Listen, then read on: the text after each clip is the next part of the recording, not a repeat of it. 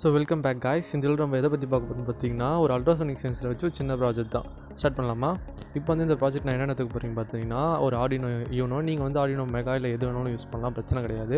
நான் அங்கே வந்து ஆர்டினோ கேபிள் யூஸ் பண்ணல, அதுக்கு பதிலாக நானே சால்ட் அடித்து வச்சிருக்கேன். சப்போஸ் இதில் எதாவது உங்களுக்கு டவுட் இருந்ததுன்னா கமெண்ட் செக்ஷனில் சொல்லுங்கள், நான் ரிப்ளை பண்ணுறேன்.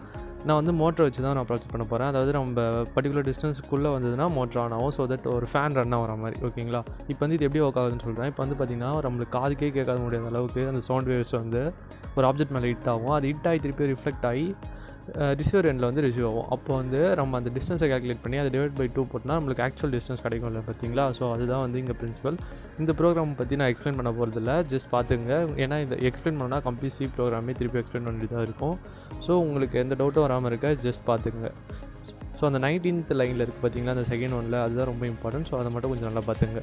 இப்போது வந்து நான் ஸ்டார்ட் பண்ண போகிறேன். இதை வந்து ஸ்டார்ட் பண்ணும்போது என்ன ஆகுன்னு பார்த்தீங்கன்னா, நான் வந்து அல்ட்ராசோனிக் சென்சர் எடுத்துக்கிறேன். இதில் வந்து 4 பின் இருக்கும், விசிசி, கிரவுண்ட் அண்ட் ட்ரிகர் எக்கோ பின் இருக்கும். நான் ட்ரிகர் எக்கோ பின்னை வந்து ஃபஸ்ட் கனெக்ட் பண்ணிடுறேன். ட்ரிகர் பின் என்ன பண்ணணும்னு பார்த்தீங்கன்னா, அங்கே தான் வந்து அந்த சவுண்ட் வேஸை க்ரியேட் பண்ணும். அதாவது நம்ம காதுலேயே கேட்க முடியாத அளவுக்கு சவுண்ட் வேஸை க்ரியேட் பண்ணுவோம். அந்த சவுண்ட் வேஸ் வந்து போகி திருப்பியும் ரிஃப்ளெக்ட் ஆகி ஆப்ஜெக்ட் மேலே பட்டு ரிஃப்ளெக்ட் ஆகி திருப்பியும் வந்து நம்ம ரிசீவர் எண்டில் ரிசீவ் ஆகும், பார்த்தீங்களா? அதுதான் வந்து எக்கோ பின். ஸோ அந்த எக்கோ பின்லேருந்து நம்ம ரிசீவ் பண்ணிக்கலாம், சரிங்களா? இப்போ வந்து நான் என்ன பண்ண போகிறேன்னா பவர் சப்ளை கொடுத்துட்றேன். ப்ளஸ் விசிசி வந்து 5 வோல்ட், அதாவது பாசிட்டிவ், அண்ட் கிரவுண்ட் என்னது வேறு எதுவும் இல்லை, நெகட்டிவ் தான்.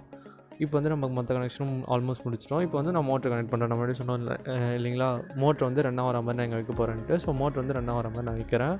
ஸோ அதுக்கு நான் 8th பின் செட் பண்ணி வச்சுருக்கேன். ஸோ இதே மாதிரி நீங்களும் செட் பண்ணலாம். நான் ஏற்கனவே ப்ரோக்ராம் அப்லோட் பண்ணிட்டேன், ஏன்னா நான் மொபைலில் தான் அப்லோட் பண்ணேன். ஏன்னா நான் மொபைல் ஐடி யூஸ் பண்ணேன். சப்போஸ் உங்கள்கிட்ட ஆர்டினோ பிசி இருந்ததுன்னா நீங்கள் பிசியில் யூஸ் பண்ணிக்கலாம். நீங்கள் இந்த ஐடியை பற்றி உங்களுக்கு தனியாக எதனா தெரிஞ்சுக்கணும்னா சொல்லுங்கள், அதை பற்றி நான் போடுறேன். இப்போ வந்து நான் அப்லோட் ஏற்கனவே பண்ணிட்டேன்னு சொன்னேன் இல்லையா? ஸோ பண்ணிவிட்டு இப்போ டெஸ்ட் பண்ணும்போது பர்டிகுலர் டிஸ்டன்ஸ் வரும்போது மட்டும்தான் ரன் ஆகும், இல்லைனா அந்த மோட்டர் ரன் ஆகாது. இதை வச்சு நான் உங்களுக்கு எதனா ஒரு புதுசாக ப்ராஜெக்ட் பண்ணலாம் அப்படின்னு தோணுச்சுன்னா அதை சொல்லுங்கள். அதையும் நம்ம பண்ணி நான் சீக்கிரத்துலேயே அப்லோட் பண்ணுறேன். உங்களுக்கு ப்ரோக்ராமில் எதனா டவுட்டாக இருந்தாலும் சொல்லுங்கள், அதை பற்றி நான் எக்ஸ்பிளைன் பண்ணுறேன்.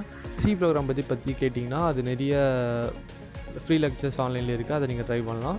ஸோ நம்ம சேனலை சப்ஸ்கிரைப் பண்ணிவிடுங்க. இன்னொரு வீடியோட பார்க்குறேன். Bye guys.